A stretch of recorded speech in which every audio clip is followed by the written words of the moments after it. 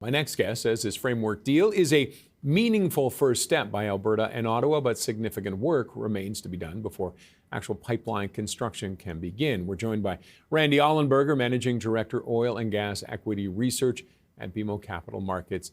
And Randy, thank you very much for joining us. It's a first step, you call it meaningful, but what's the next step? What is the next big step that needs to be done then? Well, I mean, the next big step, obviously, is for someone or Alberta to submit an application to the Major Projects Office by July 1st. But I think the really big step is getting a private sponsor to step up, a pipeline company that's prepared to build this pipeline and sign up shippers. That's the really big step that has to occur. Is there interest? Is somebody ready to do that, do you feel? You know, I think there would be interest under certain conditions. And those certain conditions are there's got to be some level of cost certainty.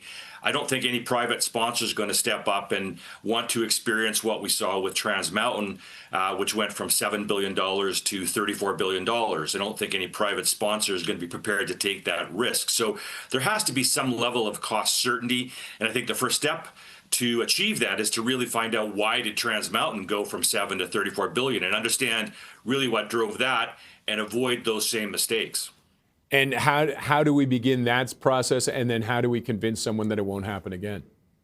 Well, there is a review underway right now of the TMX project and how that happened. So I think that step has begun.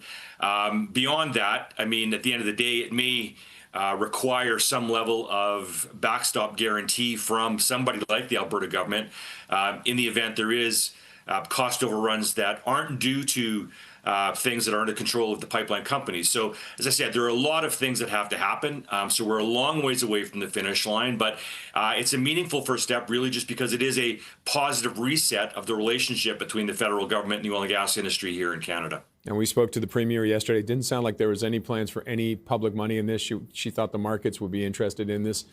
Do you think it can go forward without any public backing? Well, again, if we understand what the regulations are and under the conditions under which the pipeline could be built, I think it's possible. We've built lots of pipelines here in Canada before and haven't experienced the same thing that happened with TMX. So if we can build the pipeline under a reasonable set of guidelines and regulations, I think a private company will be prepared to step up. I mean, certainly from the perspective of do we have enough oil and gas to support an expansion of that magnitude? Absolutely. I mean, you know, there's 3.8 million barrels a day of identified projects, many of which are already approved by the Alberta provincial government. So the opportunity is there. It's just a question of, you know, getting to understand what those really regulations and conditions are under which you'd build a pipeline. And with the private market, would they rather see almost zero government, less government better for this project? Well, I mean, absolutely. I mean, I think less government, involvement and regulation, I think is the preferred path forward here. But again, you know, you really do need to understand what are the conditions under which you can build this thing. What are the sorts of review processes?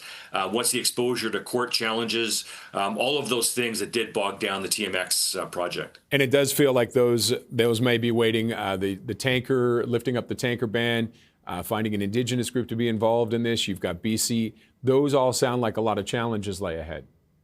You know, I think, I think there's certainly a level of Indigenous interest here. So I don't think that that's probably as big a hurdle as you think. I mean, of the, I think, 114 Indigenous bands along the pipeline route, something like 100 of them are actually supportive of the pipeline. And so I think there is certainly probably an appetite for participation by a number of Indigenous bands.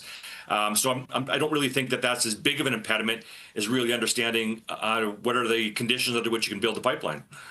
Now, we have heard, though, some coastal bands were saying no, they're not going to change their idea on that. Can they work around those, do you think? Well, I mean, it's, not really for me to say, sort of, but I mean, certainly, as I said, I mean, there's a very high level of support from Indigenous bands across Western Canada, in Alberta and in British Columbia. It's really just the last group of bands, if you will, at the end of the pipe that are opposed to it. Whether or not you can reach an agreement with that, I mean, I really couldn't say. Okay. And if everything does come together for this, and it looks like it's going to proceed, what kind of a timeline are we looking at, do you think? Well, I think as you heard in the previous segment, I mean, it's possible you'd start construction as early as 2029. I suspect a pipeline of this magnitude would be, a build period of 3 to 5 years. So I don't think you'd see oil flowing realistically in probably the middle of the next decade. And could the price of oil be a factor on this? Well, the price of oil is always a factor in these projects. I think the advantage that we have is the oil sands are actually one of the lowest cost sources of supply in the world. So we actually fit very well on the cost curve, if you will. And so, we can survive a much lower oil price than many of our competitors, which just puts us in an advantaged position to be able to supply a project like this. And what about the carbon capture project that's part of this and the commitment to net zero? What kind of factors could they be, do you think? The Pathways Group is actually very keen to move forward. I mean, the CEOs involved in that have been meeting weekly for the last couple of years to discuss the Pathways project. So they are ready to go. And they're working through that. They've spent a lot of time and a lot of money already moving the Pathways project forward. But, obviously, as the Premier mentioned, it is a bit of a quid pro quo. The pipeline will go ahead if Pathways goes ahead and vice versa. So Pathways, again, I don't see that as an impediment. It's really, really tied back to that pipeline. Okay. Randy, thanks as always for joining us. My pleasure. Randy Ollenberger is Managing Director, Oil and Gas Equity Research at BMO Capital Markets.